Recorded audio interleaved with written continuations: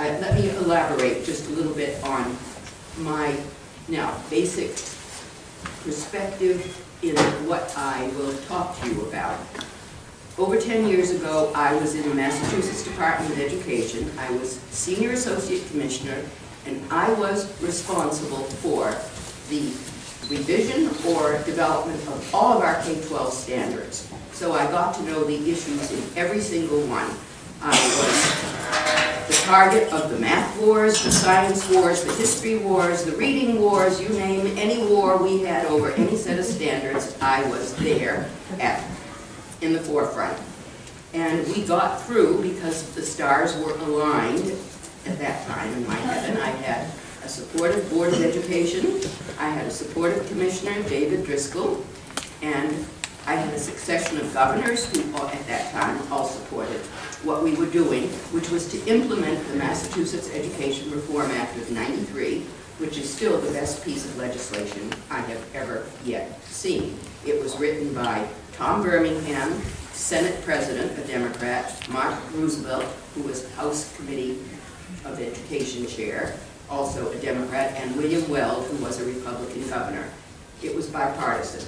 Their concern was to have a set of reforms. They systematically went through each component of public education, including teacher education and education schools, and wrote the best piece of legislation because all of them were well-trained lawyers in addition to other things, so they knew how to write the right language. And I was administering their bill. I still speak to Tom Birmingham, who is a supporter of everything I do. So I want you to know that there is bipartisan support still in Massachusetts for what we did. Why did the standards get dumped in 2010? I was on the State Board of Education at that time. I want to answer this because I always get this question. We were promised $250 million in Race to the Top money. It was clearly, throw your grandmother under the bus for $250 million. How could you pass up that kind of money? In addition to which, of course, Governor Patrick was a friend of President Obama. So Massachusetts needed to be the sacrificial lamb so that other state commissioners would follow through and adopt Common Core.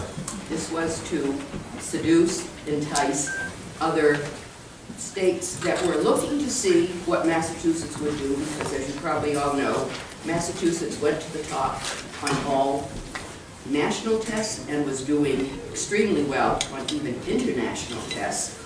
And if Massachusetts was going to give up its great standards, then other states would follow through. So the idea was how to make sure Massachusetts would give up its good standards for what were clearly inferior standards. Now, at the same time that I was on the state board, I always wear many hats, I was on Common Core's validation committee. That was a very peculiar committee set up in 2009 through 2010. And Professor James Milgram, who is my counterpart, he's a mathematician at Stanford, also emeritus now. We travel together on the public speaking circuit and testify. He talks about the math issues, I talk about ELA because those are our two areas of specialty. We were the only two experts, content experts, on that committee, the validation committee. He was able to talk to the standards writers in math because only mathematicians talk to other mathematicians. You see. But I couldn't even get to the English language arts standards writers, David Coleman and Sue Pimentel, whom I knew very well because I'd worked with her professionally for 10 years in other projects in other states. I wrote critique after critique while I was a member of the validation committee on the Massachusetts State Board of Ed. I sent my criticisms to the commissioner, to my colleagues on the Board of Education. Never a question, never a comment, nobody cared. It was a done deal from the beginning. They knew what the agenda was. I, Miss Innocent, was thinking maybe there was an attempt to develop rigorous academic standards in this country. That wasn't the case at all.